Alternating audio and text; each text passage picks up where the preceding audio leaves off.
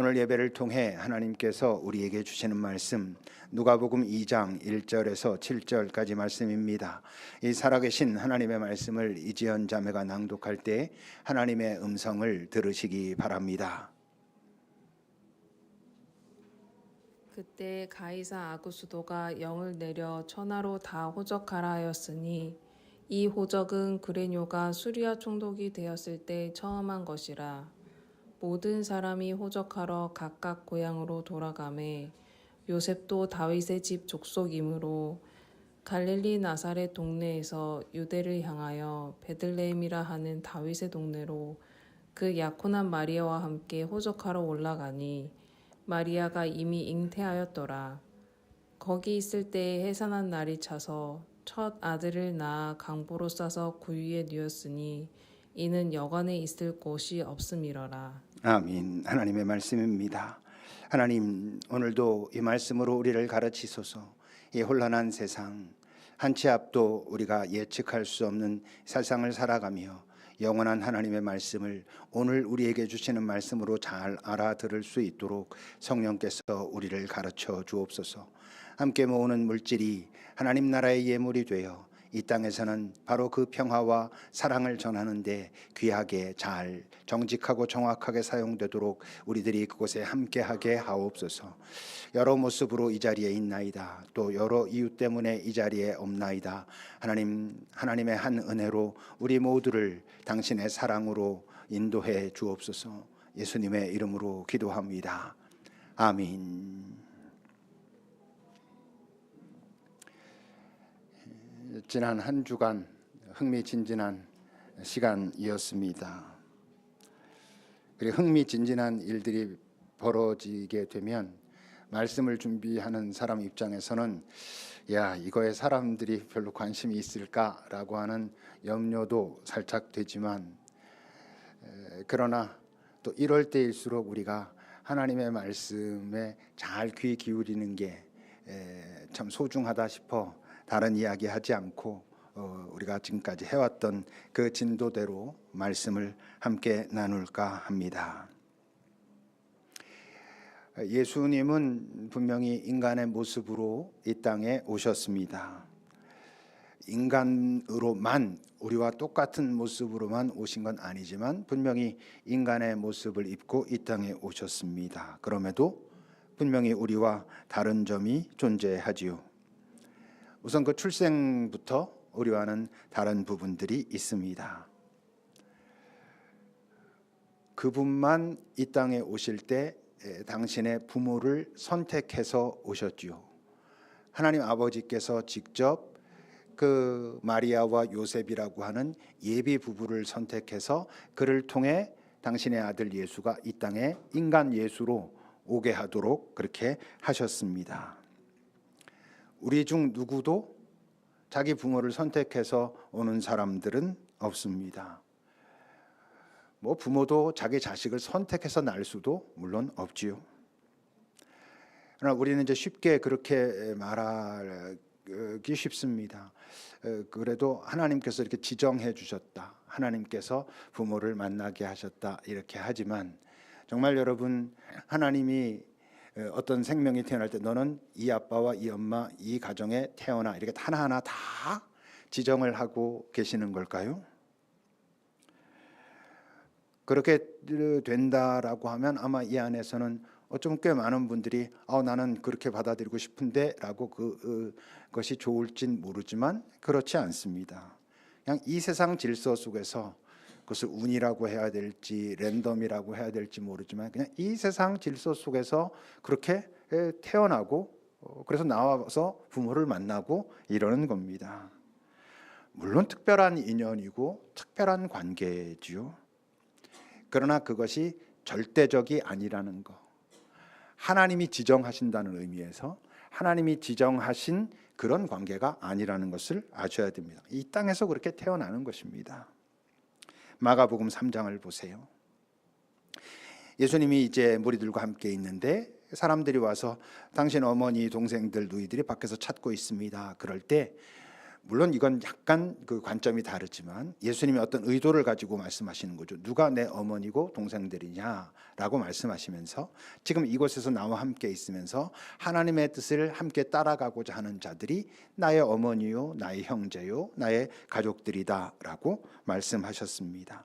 물론 저 말씀은 나의 육신의 어머니, 육신의 형제들은 중요하지 않아. 그들은 아무런 관계도 아니야. 이런 의미 아닙니다.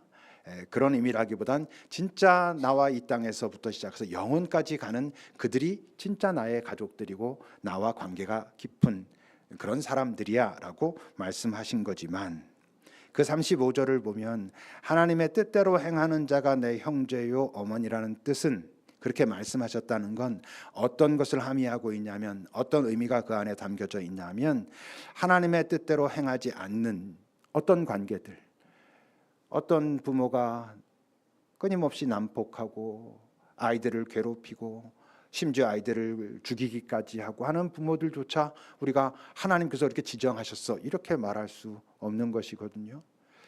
그러니까 하나님의 뜻에 합당하지 않은, 하나님의 뜻에 합당하지 않다는 게 예수 믿지 않는 이런 식으로 막 광범위하게 해석할 문제는 아니지만, 그렇지만 그 모든 관계는 하나님께서 다 지정해 주신 거기 때문에 이건 절대적이야. 절대로 천륜이고 그러니까 끊을 수 없어. 이렇게 말할 수 없습니다. 그래서 목사님이 드디어 이제 가정까지 깨뜨리는구나 이렇게 생각이 드실지도 모르지만 바로 그렇기 때문에 우리는 훨씬 조심해야 되고 깊이 그 관계를 잘 세워가기 위해서 노력해야 되고 인내해야 되고 긍휼의 마음을 가져야 되고 무엇보다 지금 이 상황 속에 있는 하나님의 마음이 무엇인가를 찾아가야 하는 것이 맞지만 그렇게 만났기 때문에 이 관계는 내가 어떤 해를 당할지라도 하나님과의 관계에 어떤 문제가 발생할지라도 이거는 무조건이야 라고 말할 수 없다고 하는 거지요. 물론 우리가 부모를 만났다는 건, 자녀를 만났다는 건 우리에게 어떤 책임이 주어졌다는 걸 의미해요. 하나님께서 다 지정하지 않았지만 이 땅의 그런 질서 속에서 그렇게 태어나고도 있지만 그렇게 특별한 관계로 만났다는 건 이제부터 우리에겐 이 관계를 하나님의 마음에 합한 관계로 만들어가기 위해서 애쓰고 노력해야 될 책임이 주어졌다는 것을 자각하고 살아가는 것이 중요하다는 것이죠. 그러나 그것이 처음서부터 만들어질 때부터 하나님이 딱 고정하셨기 때문에 이건 절대로 어떻게 해도 아무렇게도 할 수 없어. 이건 어떤 사람들에게는 그야말로 하나님의 징벌 같은 그런 삶이 될 수도 있다는 거죠. 그래서 우리에게 보여주신 이 땅에서 가장 아름다운 가정의 관계로 제시하신 모델이 무엇입니까? 바로 예수님의 가정. 그 가정은 하나님께서 직접 모델로 삼으신, 직접 세우신 그 가정을 통해 이 땅에서 세워지고 있는 여러 그 만남들, 가족 관계들, 그 관계들을 하나님께서 기뻐하시는 관계로 만들어가기 위해서 애쓰라고 먼저 하나님을 알고 있는 자들에게 말씀하시는 거예요. 그러나 인정해야 돼요. 모두가 그 관계를 만들어갈 수는 없어요. 그 관계를 성공해낼 수는 없을 수도 있다는 것을 인정하셔야 돼요. 이게 그러니까 뭐 이거 별거 아니구나라는 의미가 아니라는 거 아시죠? 그렇기 때문에 더 조심하고 더 애써야 되고 깊이 하나님의 마음을 찾아야 하지만 그것 때문에 내 인생이 하나님과의 관계는 물론 인간 자체의 존엄성까지 무너지도록 방치하면 안 된다는 말이에요. 분명히 예수님은 부모를 선택해서 이 땅에 오셨어요. 그건 우리와 다른 점이에요. 또 다른 게 있지요. 그분은 이 땅에 태어나실 때 성령으로 잉태되셨다라고 말해요. 한 생명, 한 인간을 구성하고 있는 요소는 아주 복잡하고 다양하죠. 우리 홍지영 자매가 이제 아기를 낳았어요. 그 아기를 구성하고 있는 요소는 매우 복잡합니다. 그 아빠가 누군지, 그 엄마가 누군지, 그들이 어떤 삶을 살아왔는지가 분명히 그 아이에게 주입됩니다. 엄마 아빠만 주입됩니까? 그들의 아빠의 아빠, 엄마의 엄마, 모든 그 가문, 조상들의 그 많은 어떤 그 분위기, 색깔도 그 아기에게 분명히 주입됩니다. 나름대로의 DNA들을 갖고 있지요. 유전적인 어떤 것들도 있지요. 분명히 그 여러 가지 많은 것들이 새로 태어난 한 생명, 그냥 태어난 것 같지만 그 아기 속에는 그 많은 것들이 그 안에 들어가 있습니다. 근데 예수님은 성령으로 잉태되셨잖아요. 그래서 매우 심플하게 이 땅에 오셨습니다. 하나님께서, 아버지 하나님께서 여인의 몸을 빌어서 그 여인에게 성령을 임하게 하심으로 이 땅에 인간으로 태어나게 하셨습니다. 인간의 몸을 입게 하시기 위해서 여인을 선택했지만 사실 그 여인은 그 성령으로 잉태된 그 태아를 잘 보호한 역할, 소중한 역할이지요. 그것을 했지만 실제로 예수님은 성령으로 잉태되셨고 그는 그런 우리 보통 인간들이 이 땅에 태어날 때 자기도 알지 못하고 원하지 않는 사이에 주입되는 많은 것들을 갖지 않고 심플하게 태어나셨어요. 그분이 그렇게 태어나셨다는 의미는 뭔가? 하나님께서 한 여인의 몸을 빌어 성령을 통해 이 땅에 인간으로 태어나게 하셨다는 의미는 그분만 유일하게 흠없다는 얘기는 아무 잘못을 저지르지 않았다는 의미가 아니고 모든 인간이 잃어버린 그 영원의 생명, 하나님의 생명을 가진 존재로 이 땅에 태어나신 거예요. 하나님께서 성령을 통해 그를 이 땅에 태어나시게 할 때 예수는 이 땅에 태어나실 때부터 다른 모든 인간은 갖고 있지 못한 채로 태어나는 영원의 생명, 하나님의 생명을 가진 온전한 인간으로 태어나셨다는 거예요. 우리 지영자매가 지난 금요일 날 아들입니다. 낳았기 때문에 어쩌면 지영자매는 이런 얘기가 좀 섭섭하거나 불편하게 들릴지도 모르지만 자, 새 생명이 태어났어요. 그 생명은 하나님께서 보내신 것입니까? 우린 그렇게들 많이 하죠. 하나님께서 주셔가지고 생명이 이렇게 됐다. 하나님 나라에 또는 뭐 그냥 우리의 이런 일반적인 걸로 비유적으로 말하면 하나님 품에 있다가 마치 예수님을 여인의 몸을 빌어서 성령을 통해 태어나게 한 것처럼 하나님이 그 씨를 가지고 있다가 그 부부를 통해 거기다 넣어가지고 이렇게 태어나게 하신 걸까요? 여러분, 새로 태어난 그 아기는 죄인입니까? 아닙니까? 죄인이죠. 이 땅에 태어나는 모든 인간은 죄인이라고 말합니다. 죄인이라는 뜻은 어떤 뜻? 예수님은 가지고 계셨던 그 영원의 생명 없는 존재로 이 땅에 태어난다는 의미에서 죄인이죠. 그러니까 이 땅에 새로 태어나는 아기는 굳이 말하면 깨끗한 죄인입니다. 아직 죄를 저지르지 않은 소문자 신즈들을 범하지 않은 대문자 신의 존재라는 거예요. 그렇기 때문에 결국 어떻게 돼? 그 아기는 시간이 가면서 깨끗한 죄인으로 태어났는데 시간이 가면서 어떻게 될 수밖에 없어? 오염될 수밖에 없어요. 사람이 오염된다는 표현이 좀 그러긴 하지만 모든 인간은 시간이 가면서 점점 오염됩니다. 아무 죄도 저지르지 않은 범죄하지 않은 생명으로 이 땅에 태어났지만 시간이 가면서 그도 생명 없는 죄인, 죄를 지을 수밖에 없는 존재여서 점점 더럽혀집니다. 우리 모든 인간이 그래요. 생명의 근원은 물론 하나님이 맞습니다. 그러나 그 생명이 지금 이 땅에서 태어나고 있는 생명들은 타락한 세상 속에서 태어나고 있어서 그 아기도 미안하지만 그 아이에게 그렇지만 실제로 죄인입니다. 첫 인간 아담과 하와가 그 영원의 동산 에덴 동산 하나님의 동산에서 쫓겨나고 그 이후에 모든 인간들은 타락된 훼손된 세상에서 태어나고 있어서 다 죄인으로 태어납니다. 그래서 아기들이 태어나면 하나님을 믿는 가족에서는 뭘 하죠? 세례를 베풀죠. 세례가 뭐예요? 이 땅, 이 타락한 세상에서 이 아기도 태어났지만 우리는 하나님이 어떤 분인지 알기에 이 아기가 하나님께 속하기를 원합니다라고 하나님 앞에 내어드리는 의식이 세례입니다. 이 범죄한 세상, 그래서 이 아기도 지금 아무 죄도 저지르지 않았지만 결국 죄를 지을 수밖에 없는 그런 존재로 태어난 이 아기를 하나님의 생명 가운데 두시기를 바랍니다라고 그 앞에 바치는 의식이 세례입니다. 그래서 우리 인생은 하나님께로부터 왔다가 하나님께로 돌아가는 여정이 아닙니다. 우리 모두는 타락한 이 세상에서 태어나서 하나님을 알고 그리고 우리가 쫓겨났던 우리 첫 인간이 쫓겨나서 이 타락한 세상에서 지금까지 살아왔던 이 세상에서 하나님 나라로 가는 여정입니다. 하나님 나라에서 왔다면 죄인이면 안 되죠. 우린 하나님 나라에서 온 게 아니라 타락된 이 세상에서 태어나서 인생의 여정을 걸어가며 하나님 나라를 향해서 가는 것이고, 우리 인생의 결국은 하나님 나라, 영원의 나라로 가는 것이, 그래서 우리가 이 땅을 살아가는 가장 중요한 핵심 목표가 되는 것이죠. 그런 점에서 우리가 받는 세례와 예수님도 세례 받았잖아요. 그 세례는 전혀 다른 것입니다. 세례가 무엇입니까? 우리의 세례가 회개합니다. 회개합니다라는 것은 내가 어떤 존재라는 것을 인정하고 이제 그 존재로부터 돌아서기를 원합니다라고 하는 결단.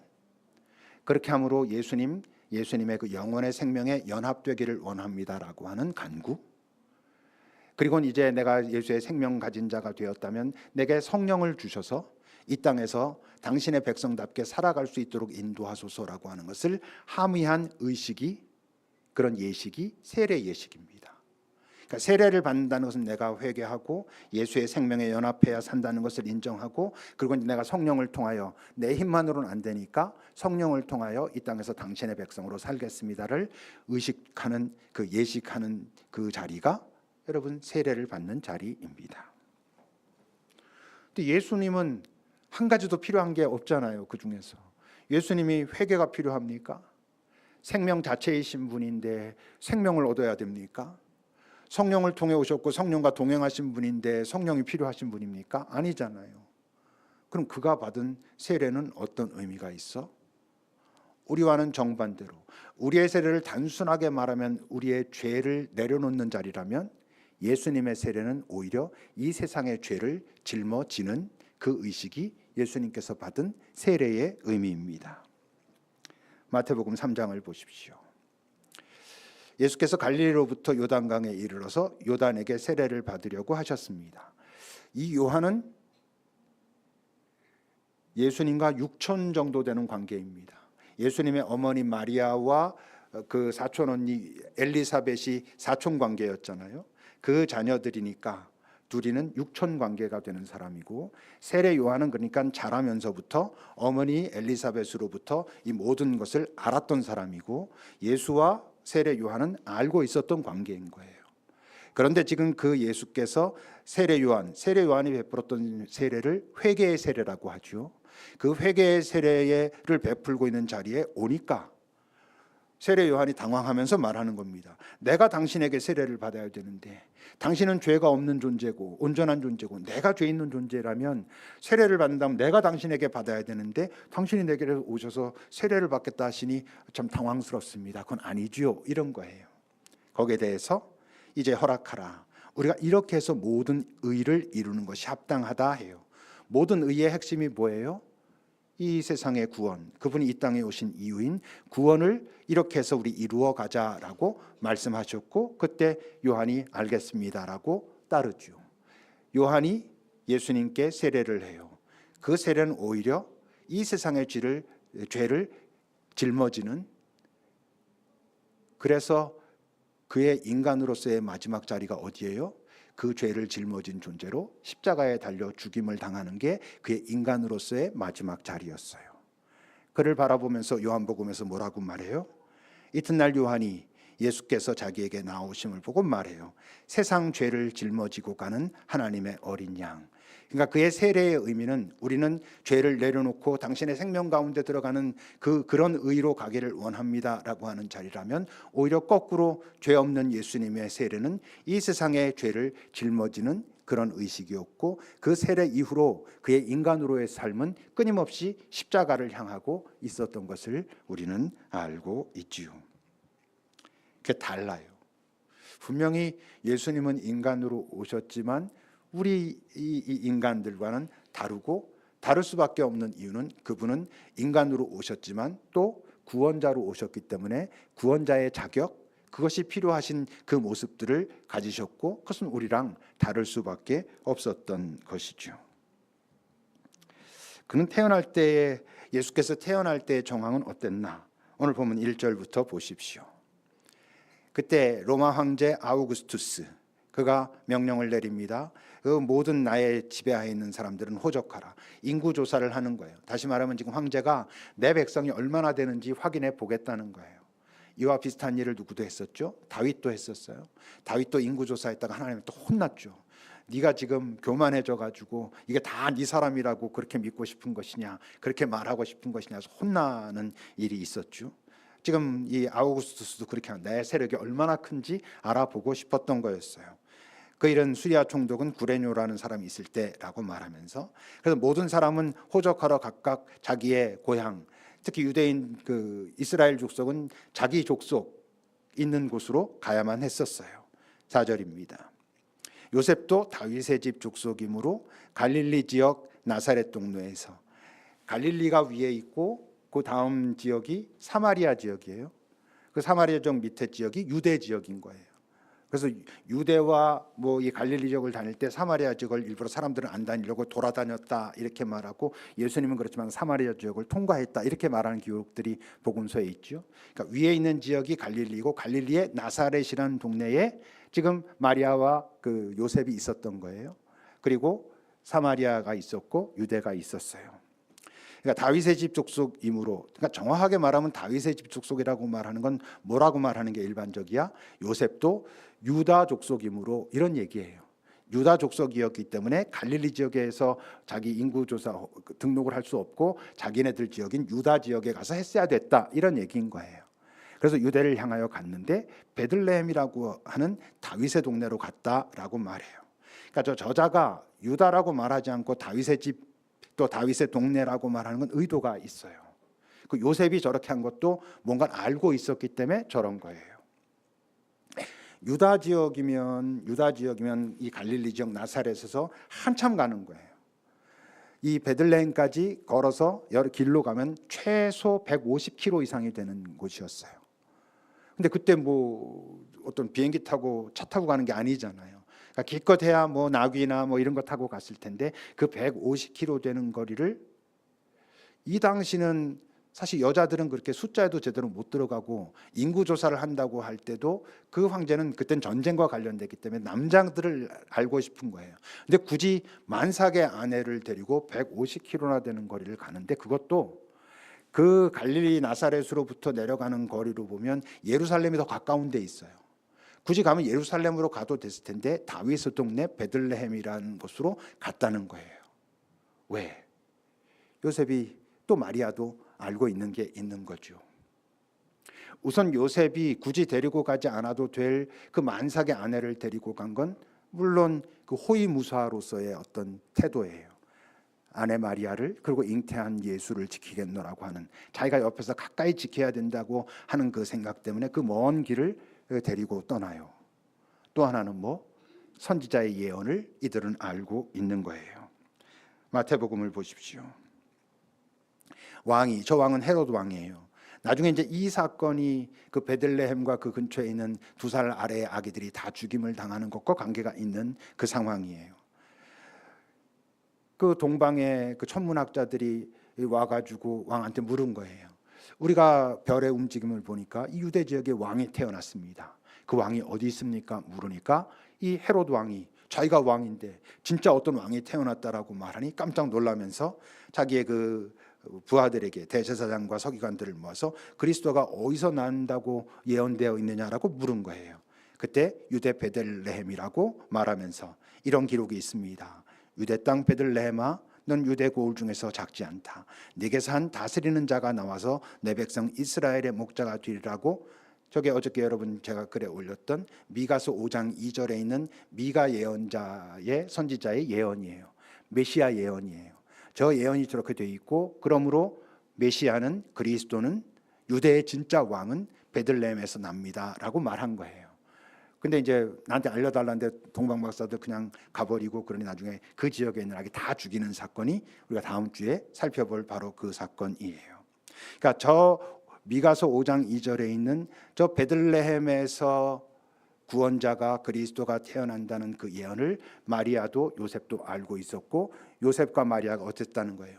지금 벌어지는 이 상황의 흐름을 보면서, 물론 지금 아우구스투스는 자기의 세력을, 권력을 지금 확인하고 자랑하려고 인구조사를 하고 있지만, 이런 흐름을 보면서 아마 이러지 않았다면 의식하지 못한 채로 그냥 그 나사렛에서 아기 낳겠죠.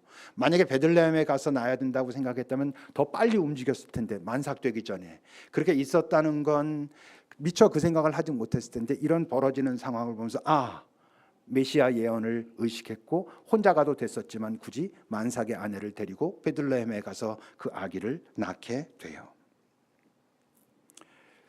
그러니까 오늘 본문에 나오는 아우구스투스 로마 황제가 인구 조사를 했다, 자기의 권력을 과시하고 있었다라고 하는 것과 지금 말구유 위에서 태어나고 있는 예수, 뭐에 대비해요? 소위 팍스 로마나 로마의 권력, 이 세상의 권력에 순종하는 자들은 평화로울 것이다라고 하고 있는 그 팍스 로마나와 예수의 샬롬, 그 샬롬을 대비시키고 있는 거예요. 그니 뭘 말씀하세요? 이 샬롬의 본질은 화려함, 거대함, 풍성함, 이것과 관계없다라는 말을 하고 있는 거예요. 6절과 7절을 보십시오. 이제 그 베들레헴에 도착했을 때 해산할 날이 다 차서 첫 아들을 낳아서 아기 옷을 입히고는 누일 데가 없어서, 방은 없어서, 여간에 방이 없어서 거기 동물들을 모아놓은 우리에 들어가 동물의 밥그릇을 깨끗하게 씻었겠죠. 그 씻어서 그 위에 뉘었다 그래요. 목자들은 그 말구유에 놓인 그 아기가 바로 그리스도의 표적이라고 하고 왔지만, 그것은 그리스도가 어디 있는가를 나타낸 표적일 뿐이고, 화려함과 풍성함이 샬롬의 표적도 아니지만, 그렇다고 해서 말구유라고 하는 그 누추함과 초라함이 꼭 그 샬롬의 표적일 수도 없는 것이죠. 그것은 핵심이 아니에요. 그럼 핵심은 뭐예요? 13절부터 보십시오. 그 태어난 아기 앞에서 수많은 천군이 천사들과 함께 하나님을 찬송하며, 지극히 높은 곳에서는 하나님께 영광, 이 땅에서는 하나님이 기뻐하신 사람들 중에 평화, 저 샬롬이 예수 그리스도께서 이 땅에 가지고 오신 그 샬롬이에요. 어떤 샬롬? 하나님이 기뻐하는 그 사람들과 상황들 속에 누리는, 또는 하나님을 기뻐하는 사람들이 경험하게 되는 그 어떤 것. 그러니까 하나님이 기뻐하고 하나님을 기뻐하는 사람들이 누리는 그 어떤 것이 평화라면, 그 내적인, 그 외적인 그 모든 것들이 샬롬이라면, 그 샬롬은 문제가 있고 없고의 여부와 관계가 없어요. 이 땅에 슬프고 아픈 당신의 백성이 있을 때 하나님은 그 슬픔과 아픔 속에 동참하세요. 그렇지만 이 세상의 현실 속에서 슬픔과 아픔이 실제로 영원의 나라에서는 기쁨일 수 있어요. 그것을 통해서 어떻게 시작되었건 그 상황 속에서 하나님의 영광을 드러낼 수 있다면, 슬픔이지만 아픔이지만 원하고 싶지 않지만 그러나 영원의 나라에서는 기쁨일 수 있어요. 이 땅에서 볼 때는 즐거움이고 기쁨이고 모든 것이 잘 풀리고 있다고 해서 즐겁고 웃고 떠들고 있을지 모르지만, 그것을 보는 영원의 시각은 그것은 기쁨 아닌데? 라고 할 수도 있다는 거예요. 그러니까 하나님의 샬롬은 이 땅에 우리가 처하는 그 현상 자체와는 관계가 없어요. 그 현상 속에서 하나님은 그 현상을 어떻게 보고 계시는지, 영원의 나라에선 그것을 무엇이라 해석하고 있는지, 어떤 의미로 받아들이고 있는지가 샬롬의 핵심이에요.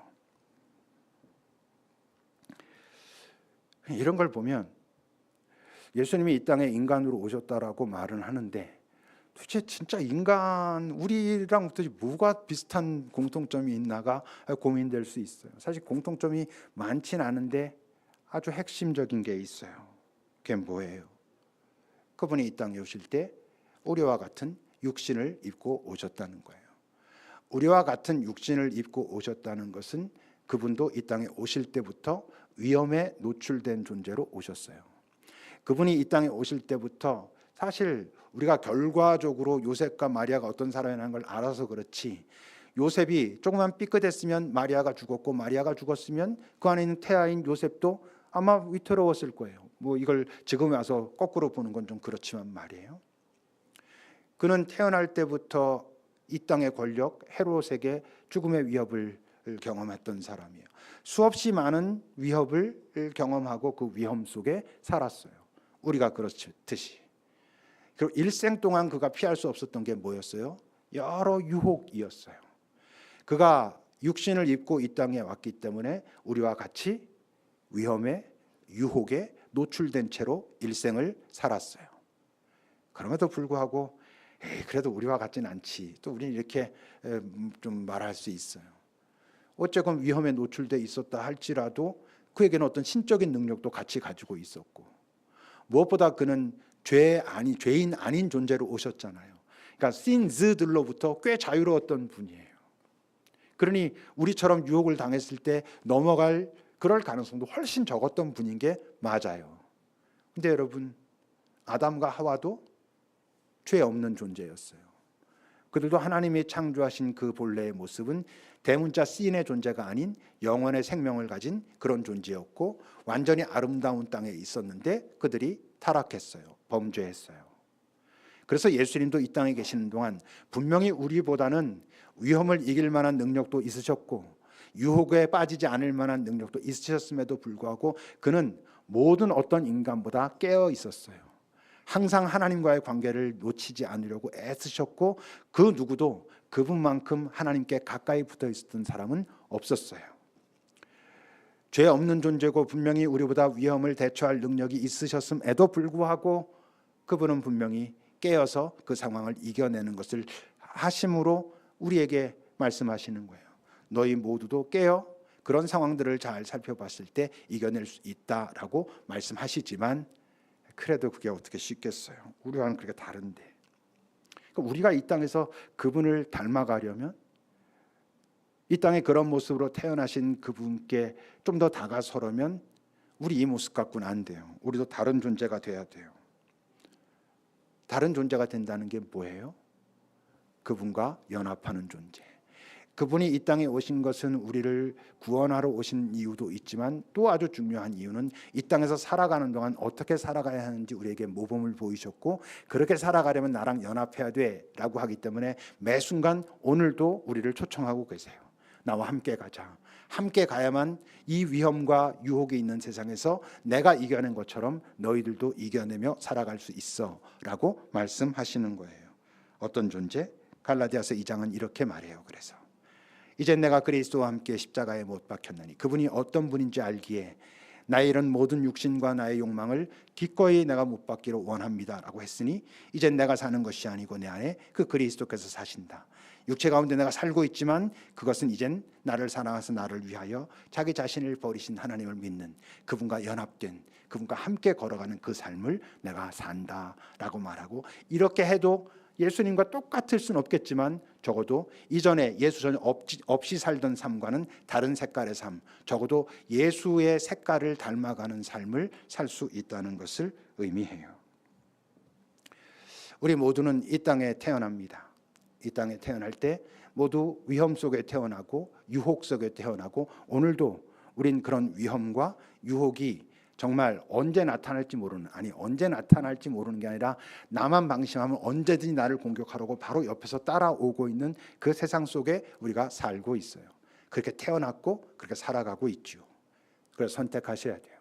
내 눈에 보기에 좋은 대로 또 선택하고 계획을 세우고 살 것인지, 끊임없이 하나님을 찾고 예수님을 찾으며 그분 옆에 붙어서 오늘 한 걸음 어떻게 갈까요? 라고 그렇게 갈 것인지. 그때 분명히 우리랑은 다른 모습으로 태어나셨지만 그러나 우리의 속성을 가지셨고 어떤 부분, 그래서 우리의 연약함을 아시는 그 주님께서 우리와 동행하는 것을 경험하며 여러분들도 사실 수 있을 거예요. 기도합시다. 우린 연약한 존재들입니다. 우린 한 치 앞도 정말 내다보지 못하는 그런 존재들입니다. 여러분의 삶은 어떠하신지, 여러분들은 무엇을 보고 살아가고 계시는지 잘 살펴보세요. 이 험한 세상 여러분들은 누구와 함께 걸어가는지, 여러분들의 힘을 믿고 걸어가는지, 아니면 정말 주님 나와 함께 하소서 하는지 여러분 잠시 살펴보시죠.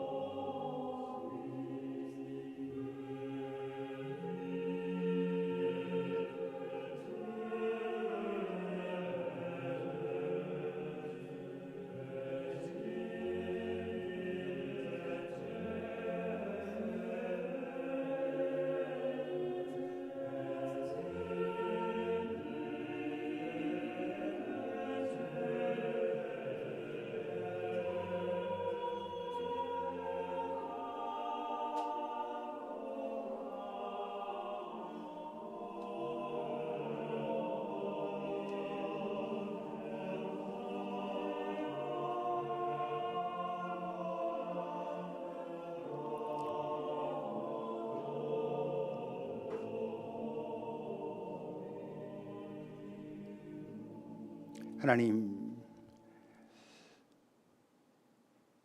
정말 우리가 우리 힘만으로는 통제할 수도 또 이겨낼 수도 없는 이 세상을 살아갑니다.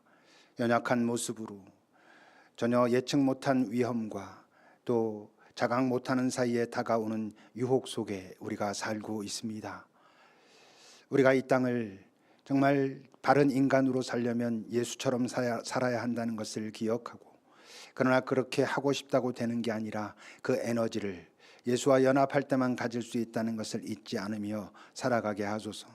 이 땅에 인간으로 오셨지만 우리를 구원하기 위하여 우리와는 분명히 다른 모습으로 오신 예수님, 그러나 우리가 또 그 인간을 잘 닮아가야 한다는 것을 잊지 않을 수 있도록 하여 우리가 이 땅을 걸어가는 우리의 삶의 여정이, 우리의 삶의 목적지가 이 타락한 세상에서 태어났고 그래서 혼란 속에 살고 있지만 우리의 목적지는 영원의 땅이어야 한다는 것을 잊지 않고, 이 땅의 어느 자리, 내가 보기에 좋은 어떤 곳이 내 인생의 목적지가 되지 아니할 수 있도록 우리를 지키고 가르치고 인도해 주십시오. 예수님의 이름으로 기도합니다. 아멘. 찬송하시겠습니다.